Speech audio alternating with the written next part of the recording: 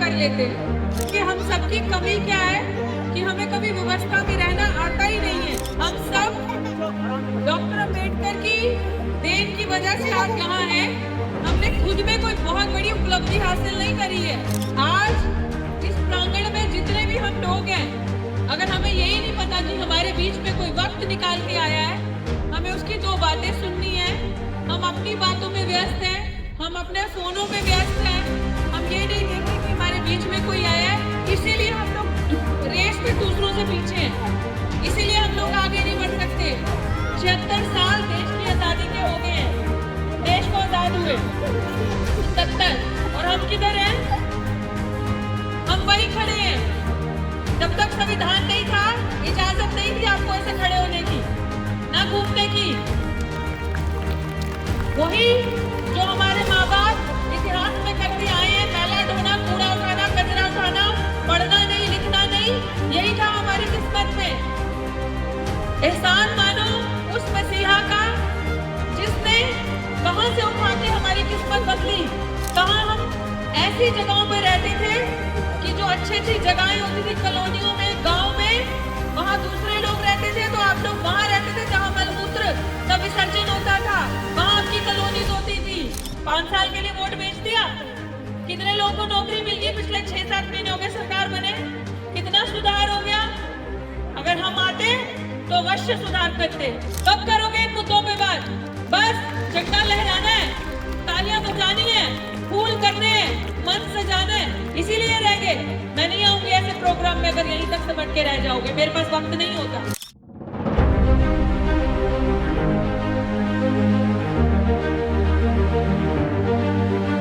जय भीम। अगर आपको मेरे नारे सुन गए हो तो आपको ये भी सुन रहा होगा कि मैं डॉक्टर साहब की स्पीच हो रही है, तो आप सभी से मेरा निवेदन है कि डॉक्टर साहब की स्पीच पर ध्यान दें, क्योंकि आगे भी कार्यक्रम है। हम लोगों को डिसिप्लिन बना के रखना है। मैं जो मैनेजमेंट टीम है उनसे बोलूंगा ये खाली करें स्टेज। सबको सुन रहे हैं? चलिए।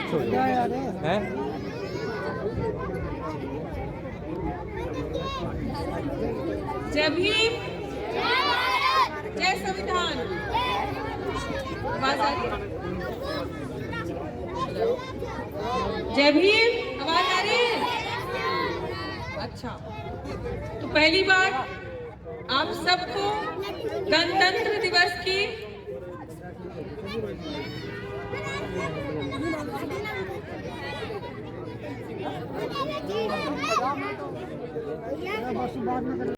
पहले काम करते हैं वो कर लेते हैं, क्योंकि हम सबकी कमी क्या है कि हमें कभी व्यवस्था में रहना आता ही नहीं है।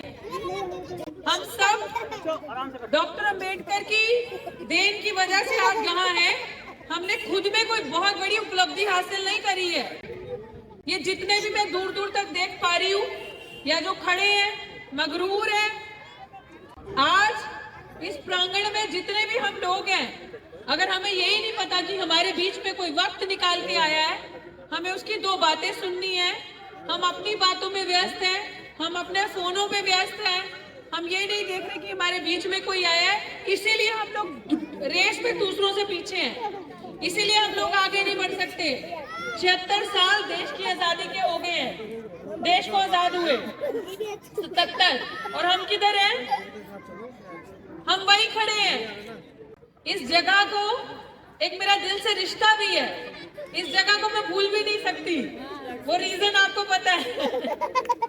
मुझे अभी भी थोड़ी थोड़ी सर में दर्द होती है, लेकिन जब भी दर्द होती है उसके साथ मुझे आप सबका प्यार याद आता है। चुनावी नतीजे कुछ भी निकले हो, लेकिन हमने हिम्मत नहीं हारी, ना हम हिम्मत हारने वालों में से हैं। आज का दिन हम लोगों के लिए इसलिए अहम दिन है, जो आप इन कुर्सियों पे बैठे हो या जो मेरे युवा भाई पीछे खड़े हैं, जो मुझे सुन रहे हैं, जब तक संविधान नहीं था, इजाजत नहीं थी आपको ऐसे खड़े होने की, ना घूमने की।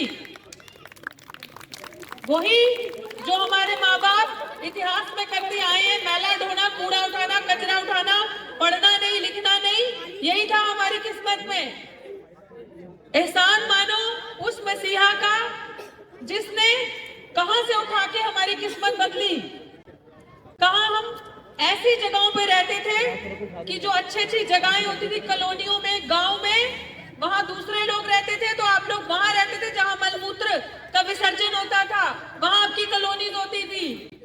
आज आपकी बच्ची पढ़ लिख कर आपके बीच में बोल रही है, बैठी है ये टीम, मेरे साथ विक्रांत जी, पीएसपी की यहाँ की पूरी टीम, मेरे सामने बैठी महिलाएं, सशक्त महिलाएं जो एटलीस्ट घर से बाहर निकल के आई हैं। मैं बहुत ज्यादा आदर मान सम्मान करती हूँ उन महिलाओं का जो आज यहाँ बैठी हैं। सबसे ज्यादा तालियां इस समय यहाँ बैठे बच्चे और पुरुष इन महिलाओं के लिए बजाओ। ये हकदार है इन तालियों की।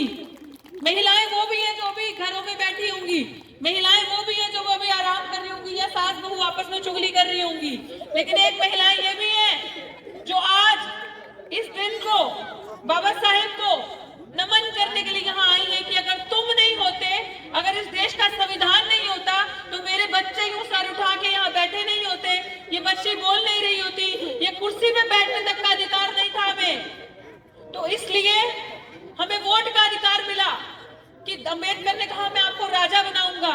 वो बात अलग है, हम लोग वोट बेचते हैं, हम नहीं सुधर सकते। 5 साल के लिए वोट बेच दिया, कितने लोगों को नौकरी मिल गई, पिछले 6-7 महीने हो गए सरकार बने, कितना सुधार हो गया। अगर हम आते तो अवश्य सुधार करते, लेकिन फिर भी हम आपके बच्चे हैं, आपके लिए लड़ना बिल्कुल नहीं छोड़ेंगे, क्योंकि मैं गद्दार नहीं हूं।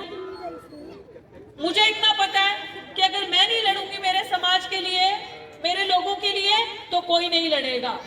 वो नेता आपकी गलियों में दोबारा नहीं आएगा वोट लेने के बाद, जो चोरी कर गया है यहाँ से, उसको आपने वोट देना था, दे दिया। पढ़ा रहे हो बच्चों को, लेकिन नौकरियां नहीं है। सीधी बात करती हूँ, सच्ची बात, बुरी लगे तो अच्छी बात, नहीं लगे तो फिर तो मेरा कुछ कहना ही नहीं। इसलिए जितने यहाँ युवा खड़े हैं, मेरे भाई लोग हो, आप मेरे से छोटे हो, बड़े भाई हो, जितने ये बच्चे खड़े हैं, आप सब लोग एक पढ़े लिखे नागरिक होने के नाते मेरी जिम्मेदारी हो, हंसो मत, आप ही लोगों के लिए बोल रही हूँ। यहाँ से कुछ अपनी बड़ी बहन से या छोटी बहन से सीख के जाओगे तो दम से सामने वाले से बात कर पाओगे और उनसे अपने हक की बात करोगे। जो हमारा कीमती 18 साल से जो ऊपर है वो सुने, सबसे जरूरी। आपका कीमती वोट लेकर जाके आपको बेवकूफ बनाया जाता है। आपके लिए रोजगार नहीं, आपके लिए नौकरी नहीं, आपके लिए नई शिक्षा नीति जो सरकार लाई है, शिक्षा महंगी हो गई है, पढ़ नहीं सकते, वही काम करते रहेंगे हम जो हमारे दादा बाबा माँ बाप करते आए हैं, कूड़ा उठाने का, मैला उठाने का। जब आपके बुजुर्ग आपके बड़े पड़े थे तो आपके हाथ से झाड़ू हटाकर कलम पकड़ाई थी, फिर आज वो दौर आ गया, आपके हाथ में झाड़ू आ रहा है। इन बच्चों के लिए वही तैयारी की जा रही है। हम जैसे लोग सड़कों पे आते हैं, जान जोखिम में डाल के आपके लिए लड़ते हैं, क्योंकि हमें उस दर्द का एहसास है कि डॉक्टर अम्बेडकर ने 4-4 बच्चे इन युवाओं के लिए, इनके लिए, इन बच्चों के लिए खोए अपने। और हम लोगों के बच्चों को जानबूझकर नशों में धकेला जा रहा है। रात खत्म होते ही अंधेरे के अंदर 4-4, 5-5 बच्चों के ग्रुप खड़े होते हैं, चर्च ड्रग्स नशा करने के लिए, सिगरेट दारू शराब पीने के लिए। पति पी कर आता है घर में, बीवी को मारता है। आज दौर ऐसा आ गया कि अगर लड़की बच्ची परेशान है, वो भी बाहर जाके गंदी संगतियों में पड़ के नशा कर रही है। ये आ गया हमारे लिए, ये जान के किया जा रहा है ताकि हमारी बच्चों के पास काम तो है नहीं, रोजगार तो है नहीं, तो नशा करो और हमारी आने वाली पीढ़ियां खराब हो। कब करोगे इन मुद्दों पे बात? बस झंडा लहराना है, तालियां बजानी है, फूल करने हैं, मन सजाना है, इसीलिए रह गए। मैं नहीं आऊंगी ऐसे प्रोग्राम में अगर यहीं तक सिमट के रह जाओगे, मेरे पास वक्त नहीं होता। लेकिन अगर मेरे साथ वादा करोगे, आपके लिए लाइन में आगे खड़ी होकर लड़ूंगी हमेशा, क्योंकि आपकी बच्ची थोड़ी नहीं बहुत पढ़ी लिखी है और लड़ने का दम रखती है। हक आपके मांग के नहीं, छीन के दिलवाऊंगी, मांगना नहीं सीखा हमने। तो इसलिए सिर्फ जयंतियां नहीं बनानी, उनको समझना भी है। बाबा साहेब को नहीं मानना, बाबा साहेब की माननी है। बाबा साहेब की फोटो पे फूल अर्पित करने तक नहीं रहना, जो उसने लिखा आपके लिए उसको मानना है। संविधान में उसने हमें इंसान होने का दर्जा दिया, वरना मुंह के आगे पीकदान पीछे झाड़ू होता था, कौन बताएगा।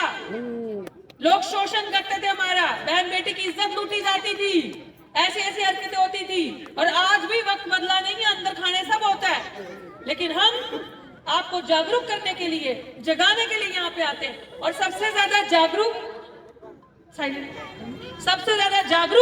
आपको अगर रहना है तो अपने हक अधिकार के लिए, कि भाई जो सरकार ने वादे किए कैसे मांगोगे? इकट्ठे हो जाओ, 10-10 ये लड़के खड़े हैं पीछे बच्चे, किस चीज की कमी है? इतने अच्छे कदबंद है इनके, जाओ सरकार के पास, आप यहाँ के अपने नेताओं को चुनो, जाओ सरकार के पास, जो वादे किए थे अपने हक मांगो, बोलो कि मेरा बच्चा तो 6 महीने से बेरोजगार है, मेरा बच्चा तो नशे कर रहा है अभी भी, मेरे बच्चे के लिए जो लड़ाई मैं आप लोगों के लिए लड़ रही हूँ वो इसी चीज के लड़ रही हूँ जो सरकार ने आप सबके लिए फ्री लोन सुविधा, स्कॉलरशिप, पैसे, जो महिलाएं विधवा हो जाती हैं उनके लिए लोन, अगर किसी महिला को काम करना है, पैसा नहीं है तो वो लोन ले सकती है, बच्चों को पढ़ने के लिए पैसा मिल सकता है सरकारी, SC/ST के लिए मिलता है, आपको पता ही नहीं होगा तो तब तो मिलेगा।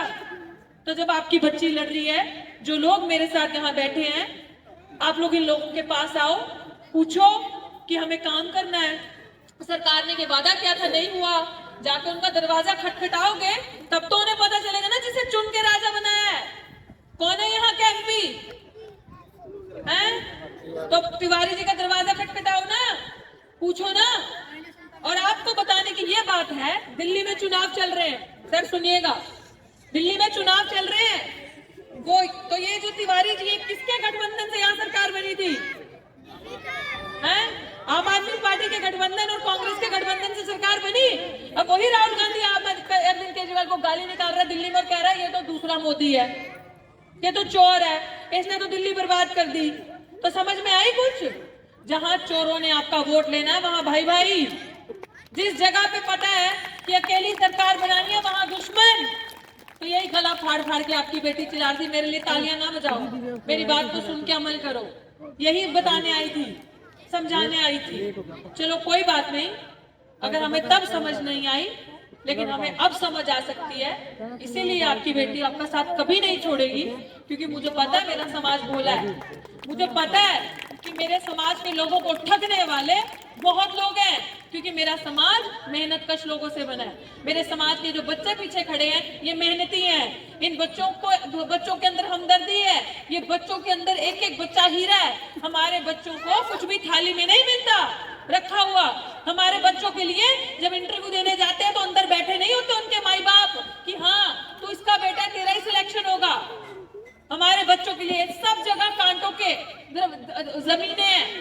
हमें इसीलिए आप लोगों के लिए ये शिक्षा है कि आने वाले टाइम पे अभी MC के चुनाव भी आएंगे, उस पर भी देख लेना, जो लोग अभी आपकी बस्तियों में आके आपके बच्चों का हाल नहीं पूछते फिर वोट मांगने आएंगे, फिर खोद लेना अपनी कबर, और इस बार वो मिट्टी डाल के जाएंगे कबर पे, आपकी फूल भी ना चढ़ाएंगे।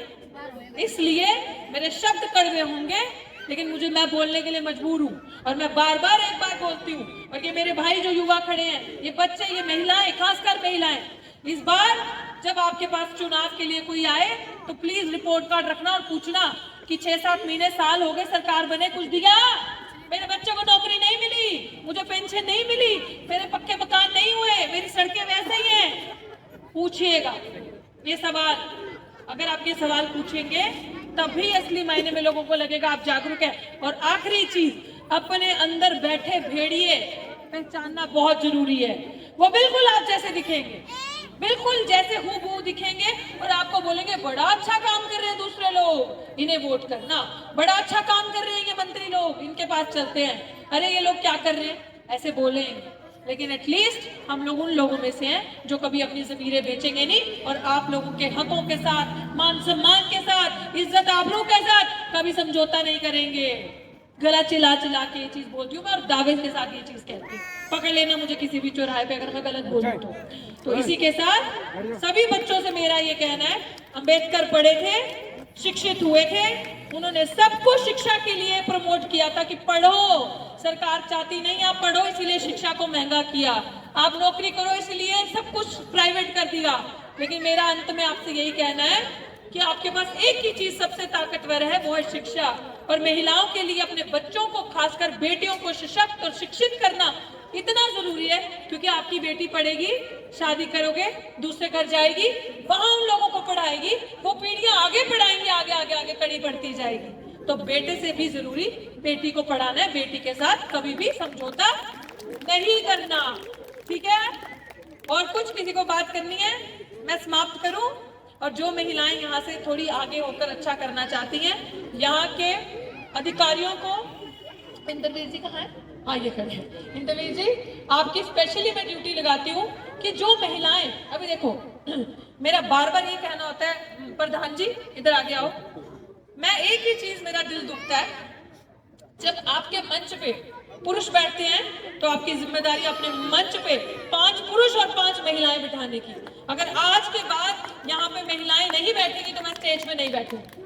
अगर इन महिलाओं के अंदर, आपको वो सारी महिलाएं बैठी हैं, इनके अंदर वो आग जगाओ, इनके बोल सकती हैं। अभी 2 घर के अंदर जाएंगी, देवरानी जेठानी देखो कैसे लड़ती हैं, कैसे सास बहू लड़ेंगी 2 मिनट के अंदर। इनके अंदर इनका हुनर सही जगह पे लाओ, हंस लो, इनका हुनर सही जगह पे लाओ, इनके अंदर से नेता ढूंढो, निकालो, और जिसको भी नेता बनना है, जिसको भी आगे आना है, इनको पदवी दो, पद दो, इनको चुन के अगली बार कोई भी प्रोग्राम हो, मंच पे अगर 2 पुरुष है 2 महिलाएं होनी चाहिए, 5 है तो 5 महिलाएं होनी चाहिए।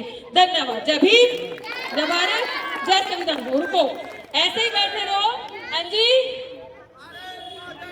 जय, ये हमारा नारा नहीं है, हमारा नारा है जय भीम, जय भारत, जय संविधान। बोलो मेरे साथ मेरे भाई, जय भीम, जय भारत, जय संविधान। शाबाश, वेरी गुड। कितने अच्छे बच्चे हैं आपके पास, सब जागरूक है। अभी जो लड़ाई मैं लड़ रही हूँ, मैं चाहती हूँ ताकि सरकारों को पता चले, मेरा संदेश जन जन तक जा रहा है। ये आपके स्कॉलरशिप के लिए, आपके जो लोन मिलना उनके लिए, SC/ST सब प्लान की जो लड़ाई है, ये पर्चे दूंगी। आप जहां बैठे व्यवस्था में वहीं बैठे रहेंगे, बस मैं बीच में आऊंगी, फोटो खिंचवानी है आपके साथ, तो मेरे साथ 2-3 युवा नेता आएंगे बस, और बाकी वहीं बैठे रहेंगे व्यवस्था में।